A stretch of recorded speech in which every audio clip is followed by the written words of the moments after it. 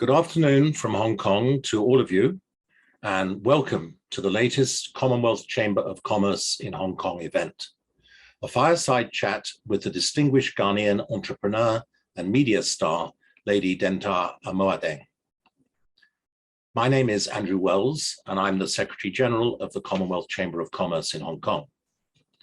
I'm very honored to have Denta as our Chamber's guest today.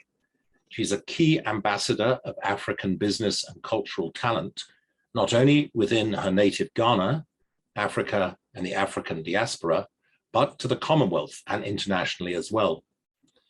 And I'm especially delighted to have this chance to introduce Denta to a Hong Kong audience. As a matter of fact, I first met Denta when I was leading a commercial delegation from Hong Kong to Ghana in 2019 before the COVID pandemic. Denta's signature project is the Grow, Unite and Build Africa, or GUBA enterprise, which spans the prestigious annual GUBA Awards ceremony, the GUBA Foundation, and the GUBA Trade Expo. But her multifaceted roles also include Group CEO of the African Diaspora Transition Network, Director of the Ghana Tourism Authority, and Liaison Executive Officer for the Greenwich-Tema Meridian Link, which works to secure trading and business networks between London and Ghana's massive new port development at Tema. Denta, of course, is also an established media icon in and beyond Africa. On top of all of this, a manager and promoter for top-level professional football in Ghana and the UK. She's been the recipient of numerous awards, including the MBE, the Ghana Peace Award for Humanitarian Service, and the African Women in Europe Award. She's recently returned from Rwanda, where she attended the Commonwealth Heads of Government meeting in Kigali. Before we begin our in-depth conversation, to which I greatly look forward, I'll invite Ms. Hua Deyu, a Hong Kong-born member of the Commonwealth Chamber, to give a short presentation on the context of Denta's achievements. We'll then listen to a video highlighting some of Denta's recent activities in GUBA and elsewhere. Over to you, Ms. Hua. Well, thank you for that introduction. I, as mentioned, will give a brief prologue, if you will, basically contextualizing the fireside chat. And I will keep this as brief as I can so we can get to the main course as soon as possible. I thought a good place to start would be the Commonwealth Advantage. What is it? Basically, well, Sir Hugo Swire, CUIC's deputy chair, gave a pretty succinct description in a recent interview, which I've quoted verbatim on this slide. Essentially, it is a benefit that a member country of the Commonwealth is able to enjoy, whereby the cost of doing business intra-Commonwealth is approximately 20% lower than the cost of doing business elsewhere. Why is this the case, you may ask? Well, quite simply, it is because member countries share legal, administrative, and language commonalities. They are not bound by costs that are inflated as a result of the usual differences in legal systems and languages that countries outside the Commonwealth are often faced with. The Commonwealth Advantage, therefore, has an understandable attraction, not only from the evidence present in various figures presented in official reports and indices, but also by the successful attraction of non-Anglo countries to join the Commonwealth. For example, Rwanda, Mozambique, and more recently, 2 months ago, the Francophone countries, Gabon and Togo. This brings us to CHOGM, which stands for Commonwealth Heads of Government Meeting. To give some historical perspective, these meetings started in 1971 and occur biannually. To date, I think there have been 26 such meetings, the latest one having just taken place in Kigali, as Mr. Wells mentioned, at the end of June. Now, this year is the first time in the last 15 years since CHOGM was held in Africa, the last time being in 2007, when it was held in Uganda. This year, more than 50 leaders of member countries, 29 of whom were heads of government, attended under the name Delivering a Common Future, Connecting, Innovating, and Transforming. Under this banner, entered and endorsed, including perhaps more notably the adoption of one on sustainable urbanization, which forms part of the 2030 agenda. And one of the main points that was discussed was how the modern Commonwealth might build on its achievements and leverage its comparative advantage and its network of organizations to accelerate progress and to contribute to viable solutions to building a more resilient, peaceful, prosperous, and inclusive world for all. Now, each CHOGM is hosted by a member country on a rotating basis. This is the primary role of what is known as the chair in office. As you may rightly deduce, each term lasts 2 years until the next CHOGM, and some past chairs include UK Prime Ministers Boris Johnson, Theresa May, Malta Prime Minister Joseph Muscat, and so on. I won't list them all since there have been a total of 16 chairs to date. The current incumbent chair in office is Paul Kagame, President of Rwanda, who hosted this year's Commonwealth Heads of Government meeting. Rwanda was not only the host for this year, but as I've quoted here, was at the time of the meeting also the newest country to join the Commonwealth. This was quite a monumental moment, particularly because Rwanda is not a country with historical ties to Britain. And in a similar vein, Ghana played a key role in the formation of the Commonwealth itself. Ghana was the first West African country to gain independence from Britain and join the Commonwealth as a member. It has since had a number of achievements within the Commonwealth, as demonstrated not only through its athletic prowess during the recent Commonwealth Games, but also through literary prize winners and keynote speakers produced during various other Commonwealth events. Not to mention the trading opportunities Ghana has, particularly as the largest but one producer of gold and cocoa in Africa. So against this background, Lady Denta Amoating, with her impressive and wide-ranging resume, will be engaging in what is no doubt to be a very lively intellectual discussion with our moderator and Secretary General, Mr. Andrew Wells, who himself has experience in the Commonwealth scenery, including as a member of the Commonwealth Parliamentary Association and patron of the Commonwealth Society in Hong Kong. Well, that's it from me. Many thanks. Thank you. And Denta, you've done well in organizing this visit. It's good. Yeah. I am the host of this year's GUBA 2021 Red Carpet, where we're celebrating the courage and resilience and accomplishments of African women worldwide. How are you feeling being at the GUBA Awards 2021? I think it's fantastic. I've never had the opportunity to attend GUBA Awards. It's been in the UK and in the US. This is the first time on the continent of Africa in Ghana, so I'm really excited. My name is Harriet Thompson. I'm the British High Commissioner to Ghana. I'm so glad to be here. The first time that these awards have ever been hosted in Africa, and it's right here in Ghana. And we're celebrating strong, courageous women, so it couldn't be better. Ladies and gentlemen, you're welcome to the GUBA Awards 2021, a celebration of the world's greatest women, our Ya Asantwas of the world. You are the infamous, the amazing Mr. Rocky Dawoodi. How are you feeling today? I'm feeling very, very good because it's a day that we're not only honoring the culture of Ghana, but we're also honoring the history of Ghana. So I think that Ghana is really taking a leadership role by honoring what Ya Asantwa contributed.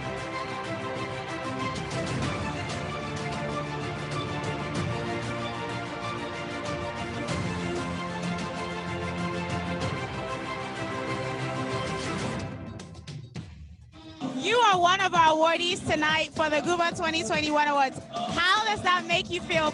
You know, I hope throughout life we can merit those wonderful honors to be here in Mother Ghana, celebrating with all of you. It is I who's excited and honored to be amongst you.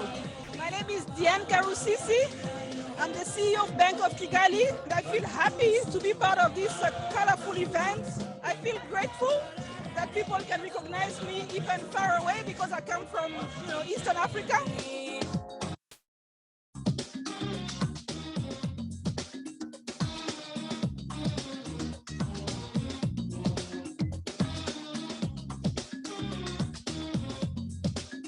I am so honored to be celebrated tonight. And I hope it's an example to other young women coming up about what they can do.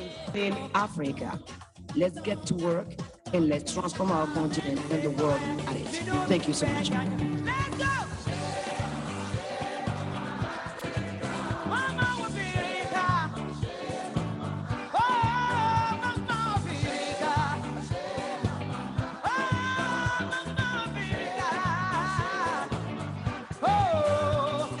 very excited.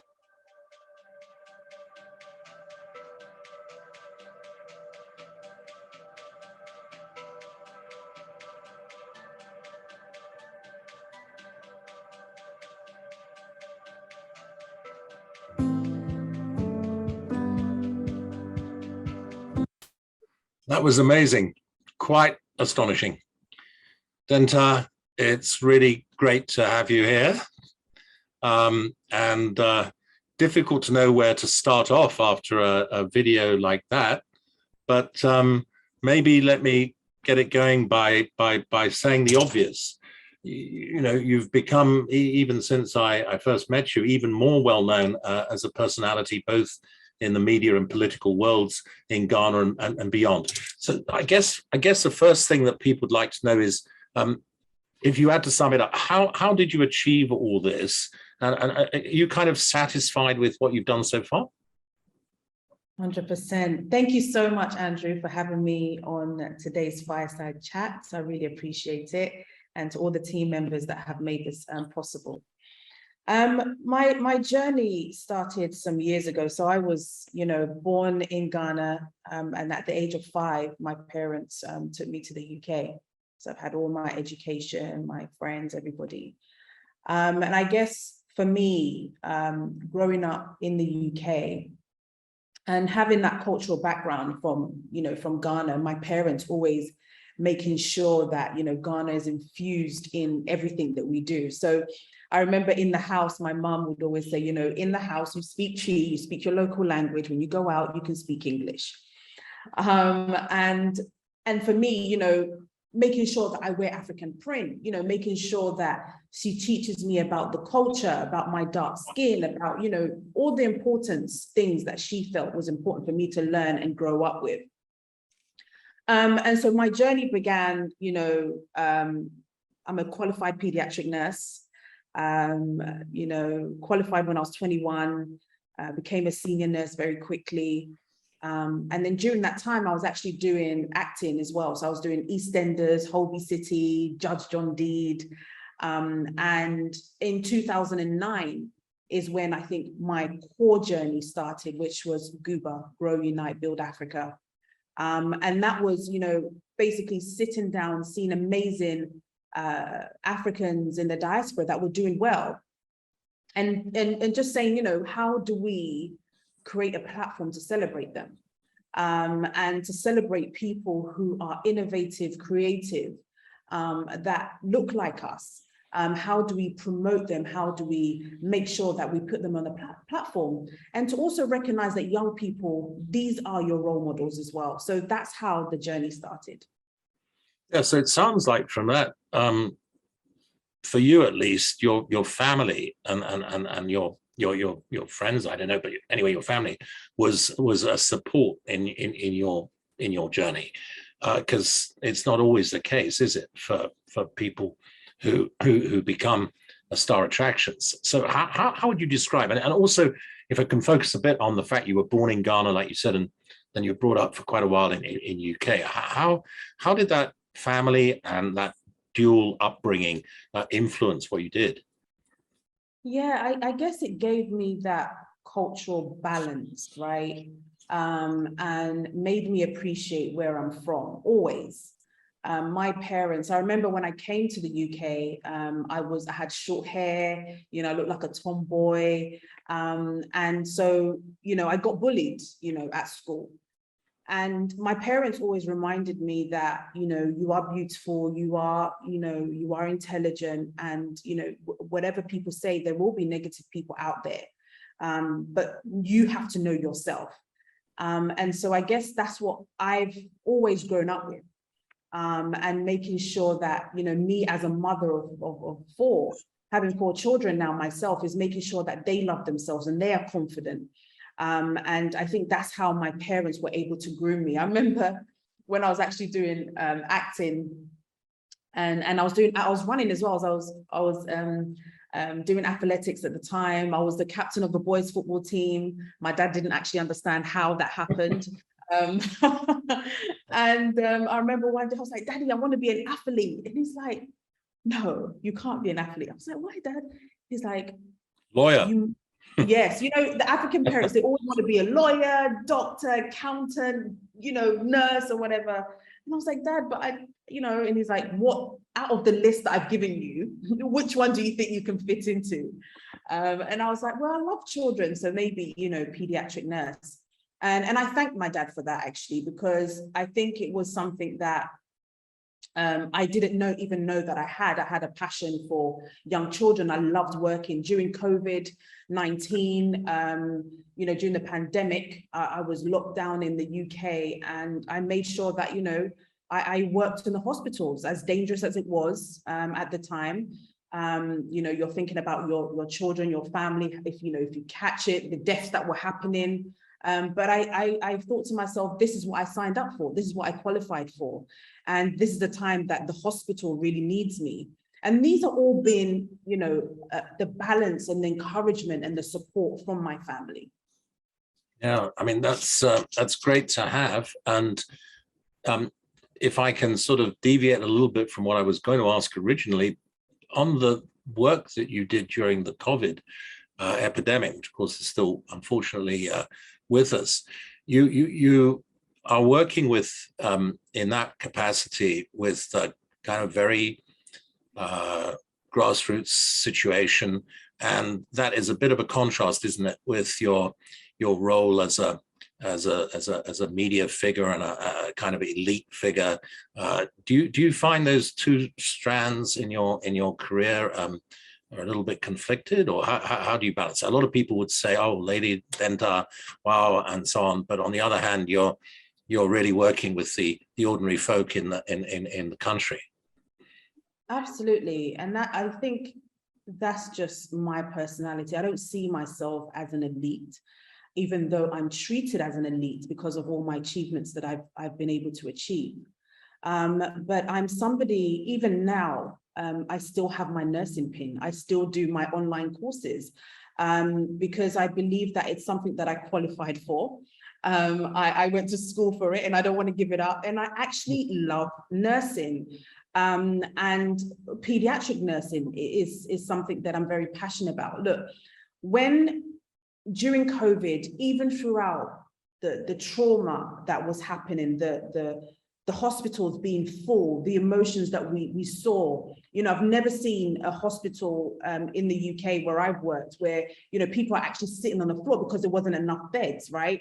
We then had to help out the adult wards as well as you know, to help with staffing because nurses were getting sick as well.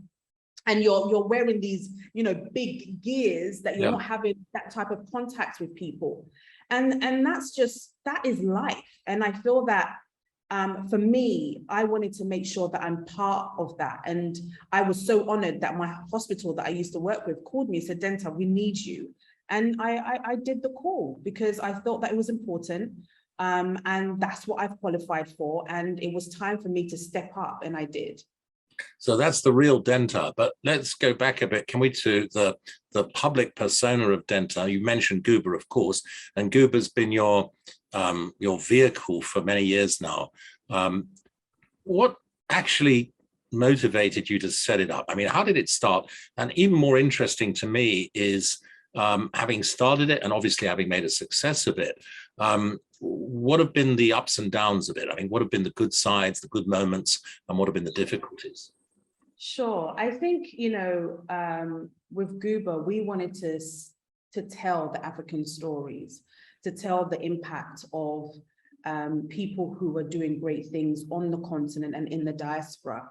And when you look at the diaspora, the power of the diaspora, we feel that, you know, for Africa to be what it is, we need to engage our diaspora. We need to make sure that we are celebrating them and seeing what the diaspora are doing. But then also the diaspora also need to see what the Africans are doing on the continent and kind of like bringing them back home. And you know, and what I wanted to achieve, me personally, was that, you know, when we are naming names of great people on the African continent in the diaspora, it's not always, you know, if you were to ask, you know, an ordinary person, you know, who inspires you, the Bill Gates will come up, you know, and I wanted, you know, us to be able to say, you know, we've got a Dangote, you know, we've got Ache Leke, we have all of these great people on the continent that are doing fantastically well. Let's make sure that we are putting their names up on the list as well. The difficulties have always been, you know, I would say sponsorship have been a challenge, but we've always managed to somehow get through it. But we've never really had a problem. We've had, you know, the likes of His Royal Majesty Prince Charles write us a letter on our 10th year anniversary, celebrating us for the work that we do for GUBA, and, you know, bridging the gap between Ghana and the UK.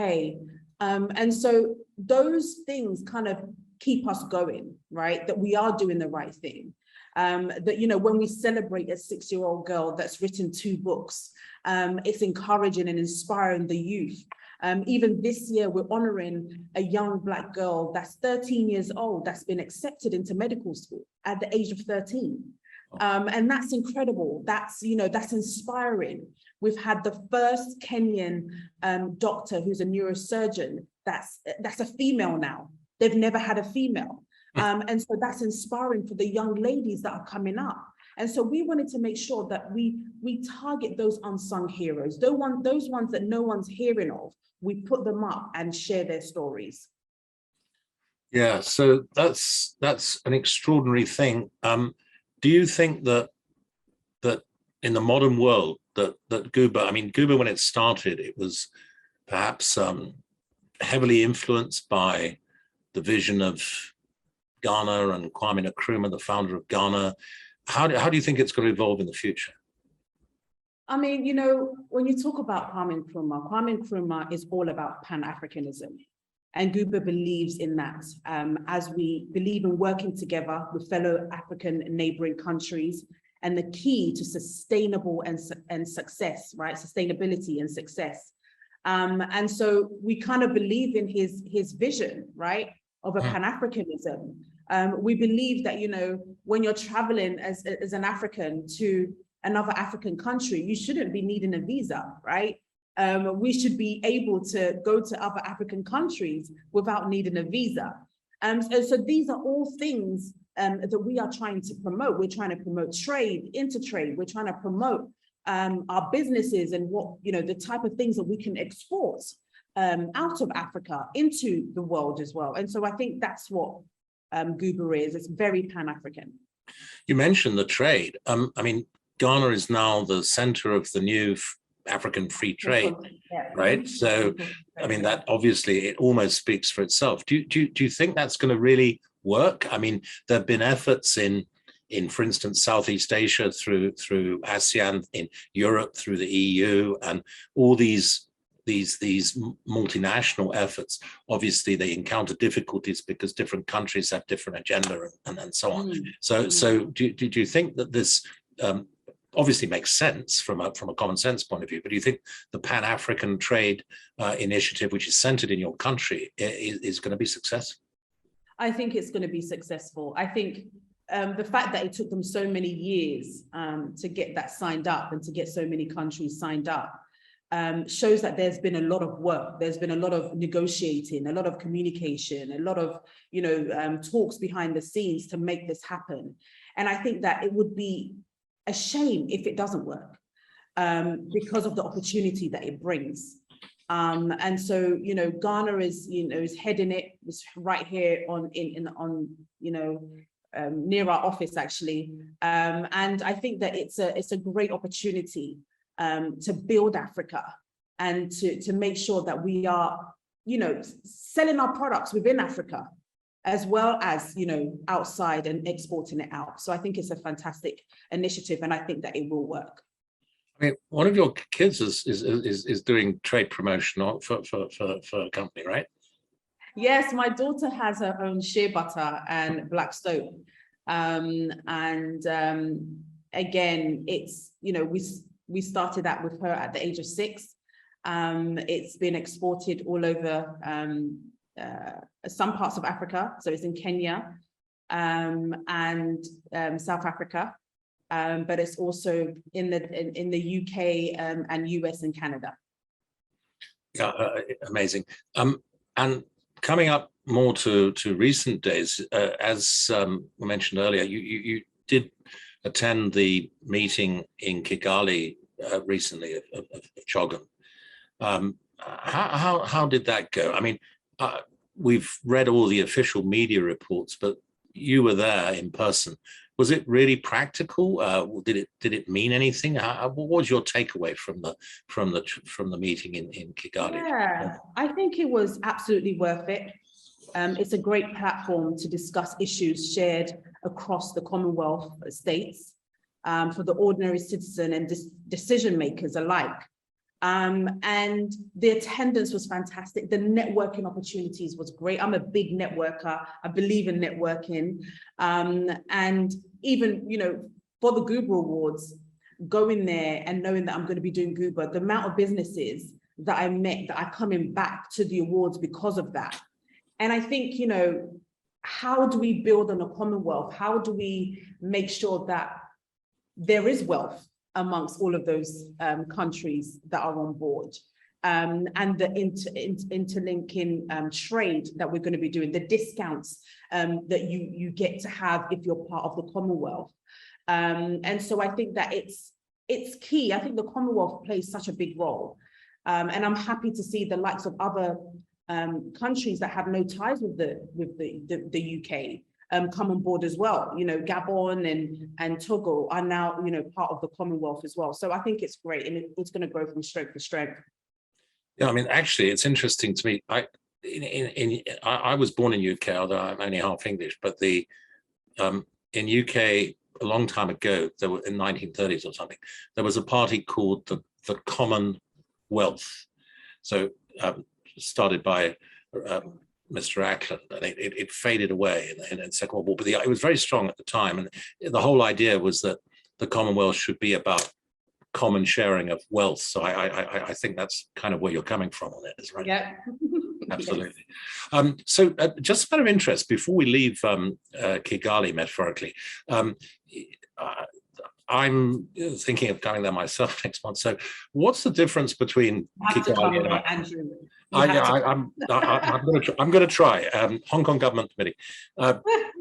So, when you went there, what were the similarities and differences, just out of interest, which struck you between your own city in your own capital city, I mean, of Accra and Kigali? Was it very different, or was it? Oh, Kigali is absolutely an amazing place, right? Very clean. So I've always heard that, you know, Rwanda's very clean, you know, you won't see anything on the floor. And literally, I was looking out for like chewing gums and plastic bottles and all of that, and there is none. Absolutely clean.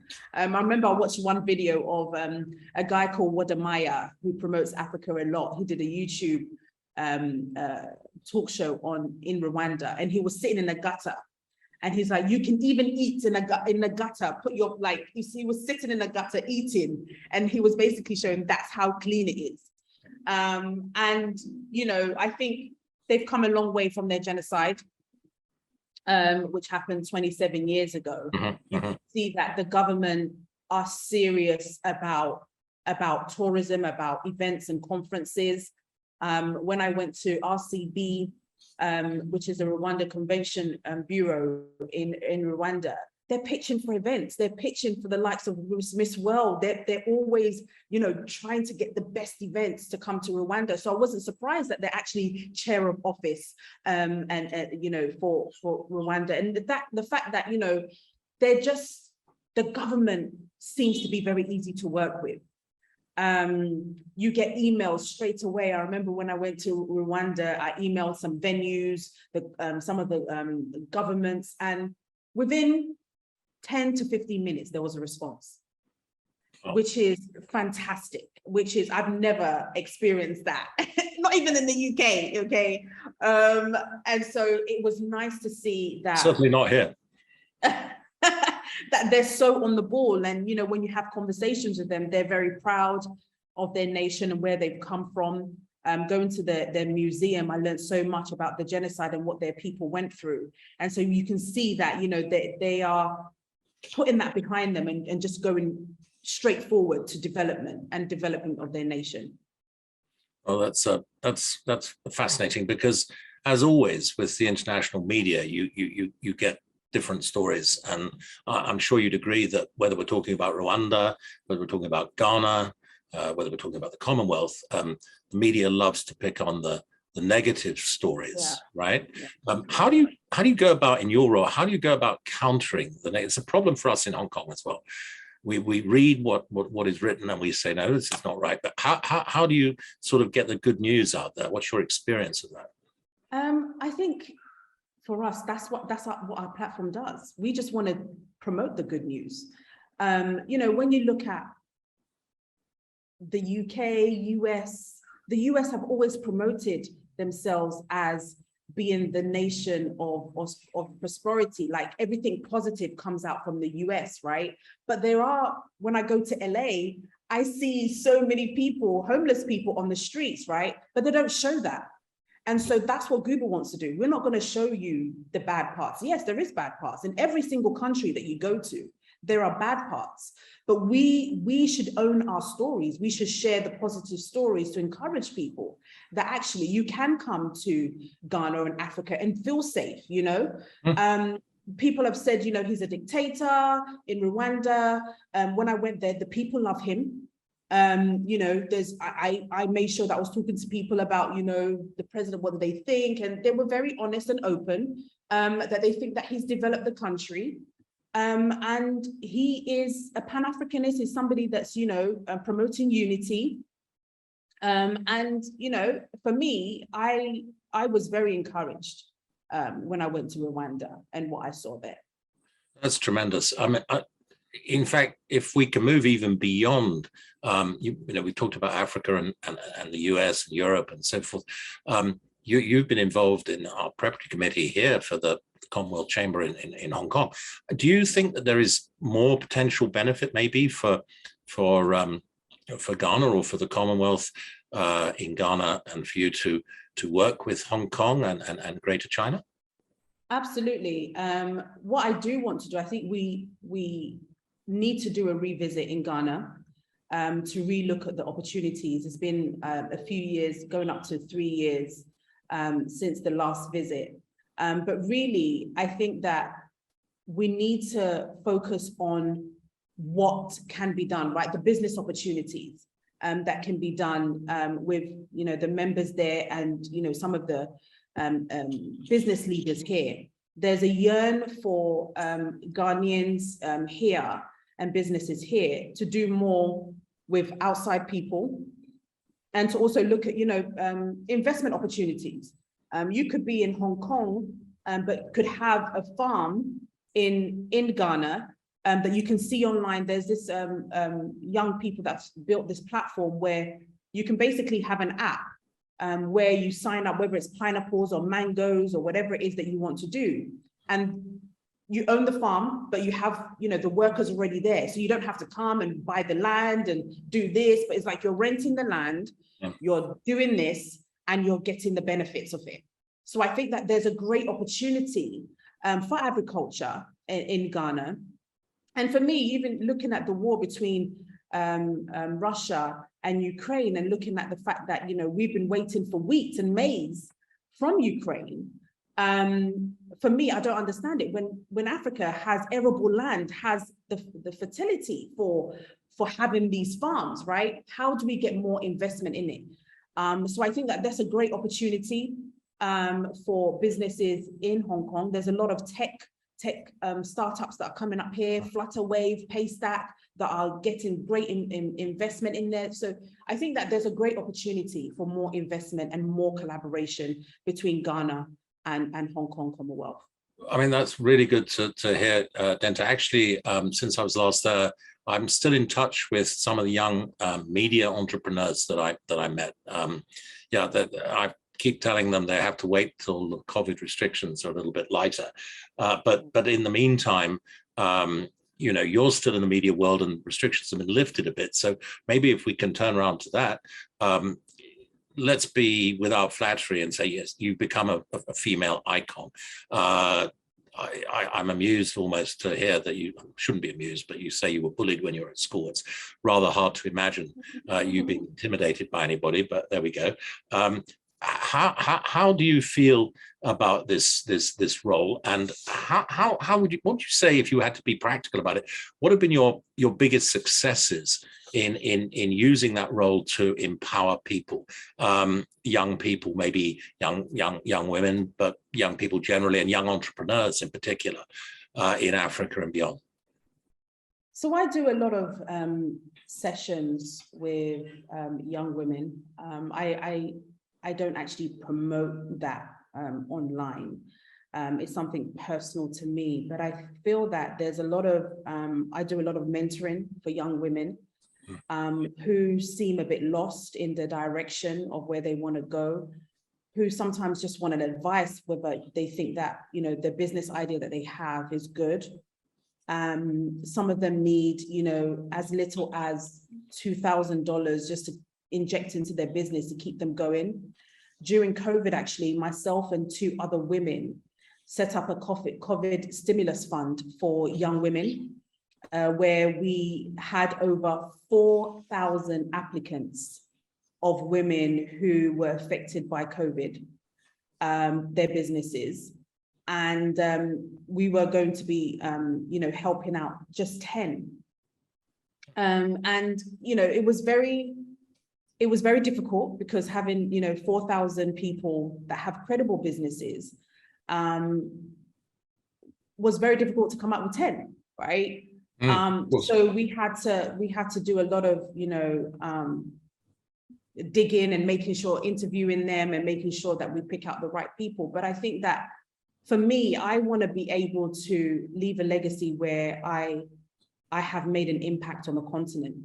And I have been able to inspire the young generation that whatever it is that you think and you dream of, it is possible.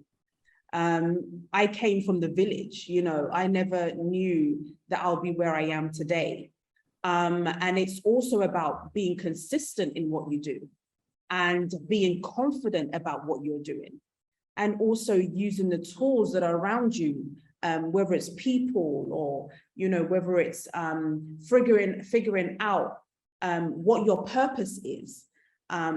And I think that that's what young people need to hear from me. And that's what I continue to do. I continue to mentor young people. I go to a lot of university colleges. I'm actually speaking at University of Ghana tomorrow. Again, it's, you know, it's about empowering the youth and empowering ourselves that we can do it, and anything is possible. I think you're still close enough to the younger generation, unlike me, to be able to play that mentoring role more convincingly. But if I can be more specific, one of the things that comes out of anybody who even glancingly looks at your CV, let alone gets to know you, is that one of the things that you've done a lot with for young people is sport, and football in particular. I'm, as you know, not exactly a football guy, but more generally, for 2 questions, really. Firstly, I mean, people can be really cynical about sport because there are scandals, there's Olympic scandals and all this kind of thing. Do you think that sport is actually still a good way of promoting the kind of values that in the Commonwealth we want to promote? Oh, sport brings us together. You know, no matter your political side that you're on, when football is being played, or when you're watching athletics and you're supporting the same team, that doesn't matter anymore, right? And so I think that using sport as a tool to bring us together is fantastic. Look at the World Cup. Everybody's excited about the World Cup. They're going to have billions of people that are going to be watching the World Cup. And for me, I think that it's a fantastic tool to use to bring us together. I've been a fan of football. I used to manage Asamoah Gyan, who used to play for Sunderland. I was key when it came to getting Emmanuel Frimpong, who was playing at Arsenal, to play for Ghana. I've worked with Antoine Ferdinand. You know, I've worked with all of these big sporting stars. I've met the FIFA president, you know, Sepp Blatter at the time. Again, we were presenting the Arthur Wharton statue to him at FIFA. And so I've been able to, you know, maneuver. I'm the head of diaspora and international relations for Asante Kotoko, and we've just won the league. And I'm using my relationship to build on that. We've signed up. I managed to get a twinning relationship between between Southampton and Asante Kotoko. So some of our team, our coaches have been trained in Southampton. Southampton are going to be coming to Ghana to see the talents that we have here. So it's just really using my network and using the platform that I have right now to make sure that I'm connecting the dots. I mean, sorry for this question, but coming from my generation, football's kind of a man's world, isn't it? I mean, how do you manage these guys? Oh, it's not a man's world anymore. I know that. It's actually a woman's world. Right. We're the ones that give birth to you guys, just to remember that. But, you know, I think that in my team, there's two females. So I'm the international relations manager, and we have a lawyer who's a female. And for us, we're seeing there's actually a woman who's a manager of one of the football clubs here. She's doing very well as well. And I think that now the world is opening up, right? And it's not about the sex that you are, but the work that you can do. Can you deliver? And I think that that's what needs to be key in everything that we do. Can the person deliver, no matter their sex? I mean, this is going to compound my earlier error, I think, but is that sort of modern attitude more difficult to instill in a fairly traditional society like Ghana than it might be in Europe? I think it's difficult both ways, but it is opening up. We're seeing more and more women in leadership roles. For the first time, I think this government has had more women in leadership roles as ministers, etc. We're seeing more CEOs. The Vodafone CEO is now a woman for the first time. Actually, for the second time running, we've had that. And we're seeing, you know, more and more women stepping up into leadership roles. And I think it's because they are coming with force. They're coming with the CVs. And they're coming with the confidence and the assertiveness that actually we can do it, you know, and it's great to see. Yeah, well, that's very encouraging. And I'm getting questions now coming in from the floor. But before we go to them, I'd like to ask a couple of things coming back to you yourself. Looking ahead to start with, how do you plan to, because you're still many decades younger than myself, how do you plan to take forward your role of promoting your values and Commonwealth values in or beyond Africa? And you mentioned networking in particular. I mean, is networking the key, and how does that work? Networking is key. For me, last week I was in Senegal, networking, and, you know, I was invited to an event by the BAO NBA team. They've set up, Amadou Fall has set up a basketball African League in Senegal. It was the first. And for me, it's all about being at the right place at the right time. How do I, make sure that everything that I've learned, all the people that I have come into contact with, we utilize that. We make sure that we are benefiting from that.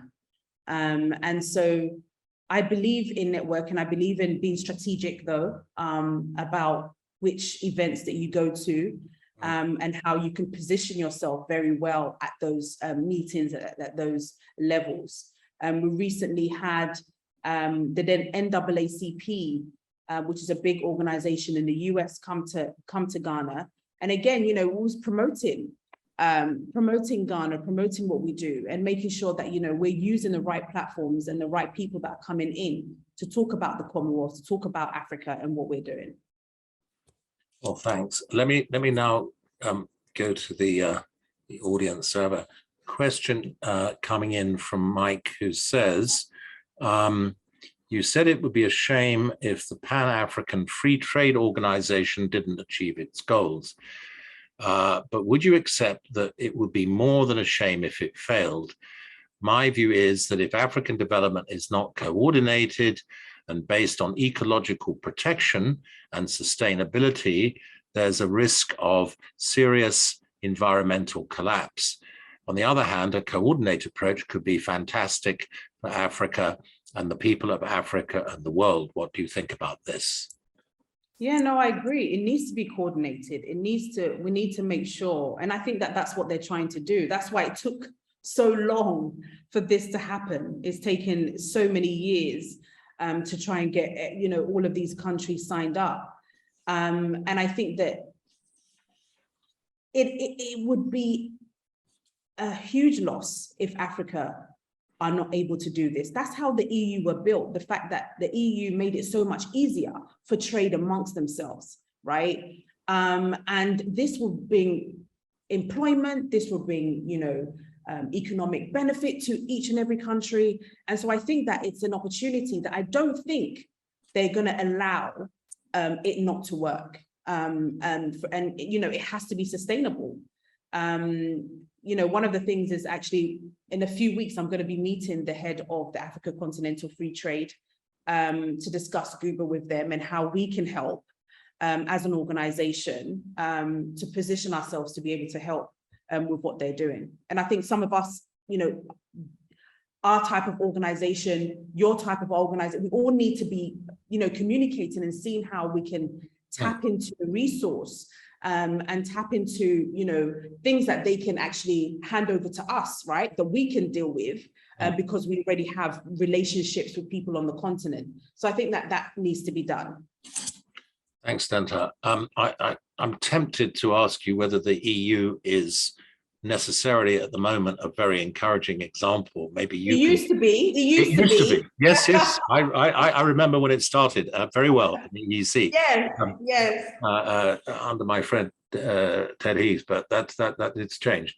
I've got another question coming in from our mutual friend Peter Mann. He is asking that now Rwanda is chair in office. Is that going to see a greater interest in the Commonwealth itself throughout Africa, do you think? Absolutely. And the fact that, Paul Kagame is a Pan-Africanist, I think the Commonwealth chair in office is going to be good for Kigali, and it's going to be good for them promoting this Pan-Africanism. I absolutely love Kigali. It was lovely and refreshing, the city, and the fact that, Rwanda even promotes the Visit Rwanda on the Arsenal jersey, right? You can tell the seriousness of the country in promoting themselves. And I think that, throughout everything that they believe in and everything that they do, it will be successful. Would you describe yourself as an Arsenal supporter, by the way? I was wondering. No, I'm a Tottenham fan. Oh, okay. That's out of my depth. Another question. Also, they're also dedicated in promoting unity and trade within Africa and amongst other member states. So I have no doubt that they'll do a great job. I mean, in a way, it's got to be an advantage that Africa has over Europe that you're starting with a very young population, right? So there's no preset conditions, and Europe has been divided into all these countries for so many years. It's quite difficult to overcome all of that. I'm not saying it's not difficult in Africa, but it has to be inherently an advantage with the right leadership. Yeah, and by the year 2040, Africa will have the larger workforce than China and India. Yeah. By 2050, half of the world's population will live in Africa. So no matter the race, ethnicity, nationality, if you're serious about entrepreneurship and building a brand or wealth, some of the biggest opportunities are going to come from Africa. Another question that's you've been involved, was mentioned very briefly earlier, in the Meridian Line. Can you say something about that to those who don't know about it? Yeah, so if you didn't know, Ghana is at the center of the world, and that's because of the Meridian Line and where the equator joins. And so I've been, part of the Greenwich Meridian Line, I think for a few years now. I'm on the board, I'm one of the directors on there. And for us, it's about, again, promoting that trade between Ghana and the UK, because the Meridian Line runs through that, and that's how the connection is. But again, it's something that we've been doing. So through the Guba Trade Expo, we've been promoting that inter-trade relationship between the Meridian Line and Ghana. Yes, I'm just remind participants that time will run out soon. So if you do have any more questions, please do feed them into the Q&A box. In the meantime, I'd like to ask you, Denta, you mentioned that by 2050, so half the population of the world could be in Africa. So, in other words, what we're looking at in the 21st century is this is an African century. Would you agree with that? Yeah, absolutely. It and is. What does that mean for everybody else? When you talk about the youth, half our population, more of our population is the youth, right? And if we're able to engage the youth and bring them opportunities, when you talk about manufacturing, there's so many opportunities in Africa. 2040, the larger workforce more than China, and everybody's, China's always been the big shot, right? But now it's our turn. It's our turn. It's Africa's turn. Okay, and bringing this back to you as we head towards the end of the event, you've already had, never mind the future, you've already had such a varied and multifaceted career. If you had to choose just a couple of stories or illustrations of what you were happiest with or proudest of during your career so far, and that might inspire our audience or others, which ones would you choose? I think that one of the things that made me realize that the work that I'm doing is impacting on my children's life was one day there was a parents' evening, and the kids had to write, people that inspired them. And, Lord and behold, my son did me, right? And I had no idea the impact that I was having on my children, even though, they know what I do, they come to the meeting. So I take my children to my meetings. They come, I always make sure, even if I'm meeting a minister, president, all my children have met the president, because I want to let them know that it's possible, right? And so having my son. I'm not sure everybody could follow you on this one, then. Making sure that, they having everything that I do, my TV show, the people that I've met, Jamie Foxx, Danny Glover, they had put all of these things down, and they were like, I was their inspiration. And the teachers were shocked as well at the way that, and they didn't really know me, okay? They didn't know what I do. And so that's when they found out what I do. And that he had a caring section where it was, she's a nurse, she looks after children, etc. I think that was one of my most proudest moment. And I think my other moment was when, I got the letter from the Queen that I'm going to be honored with my MBE. Again, I've always seen the MBE as an OBE as, something that you get when you're like 50 or 60, 70, when you've kind of done everything, right? Then you get awarded with this honor. And so to get that letter, which we were like maybe five years or 6 years in Guba, to get this letter that you have been recognized, by the Queen, and getting, the member of the most excellent order, was a great achievement for me. And the lesson that taught me was that you don't know who's watching you. So always make sure that you're doing the right thing, and always make sure that your integrity is uplifted, and you're constantly being consistent. And we all know, unconsciously, we all know when we're doing the right thing and when we're doing the wrong thing. And so make sure that you're always keeping on to that lane that you're in, which is the right thing to do. Because you don't know who you're inspiring, you don't know who's watching you. And I think that that is the lesson that I learned from that. So at the end of the day, you are an optimist, despite everything that goes wrong in the world and all the problems that we see, both internationally and economically, politically, and all the rest of it. Given your family and everything that's happened, you remain basically an optimist. Is that right? Absolutely, absolutely, 100%. 100%. That's absolutely fantastic. Thank you very, very much, Lady Denta Amoateng, for coming on to this fireside chat with us. We've all enjoyed sharing with you your very special experiences, and of course, we know that we're going to be working together on a lot of Commonwealth projects in the weeks, months, and years ahead. Definitely, and I want to also invite everybody who's watching today the opportunity to come to Rwanda. It's a great place. You know, I think that one of the things that they really are big on is coffee. You know, so anybody that's interested in that and tourism, etc., I think is a good opportunity for members to be able to come. And anybody also that wants to promote some of the businesses that they do on our platform through Guba, this would be a good way to partner with us and get your branding or whatever it is that you're doing on the continent out there. We have a good reach, you know, we're going to be live on Rwanda Air and also in the diaspora. And so I think that, you know, it's a good platform for anybody to want to partner or sponsor and be part of the Guba Awards. The president, yeah, go ahead.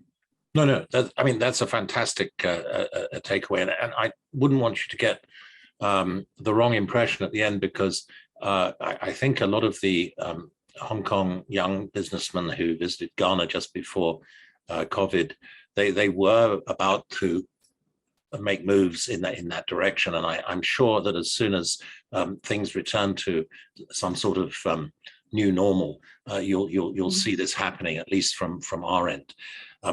Now, unfortunately, it's now time to bring this event to a close. And as I say, sincere thanks not only to Denta, but of course also to everybody who's taken part. Thank you for all your contributions and insights. So thank you all again, and either good day or good evening, depending where you are. Thank you very much, Denta, and goodbye. Thank you, Andrew. Thank you, everybody. Bye-bye.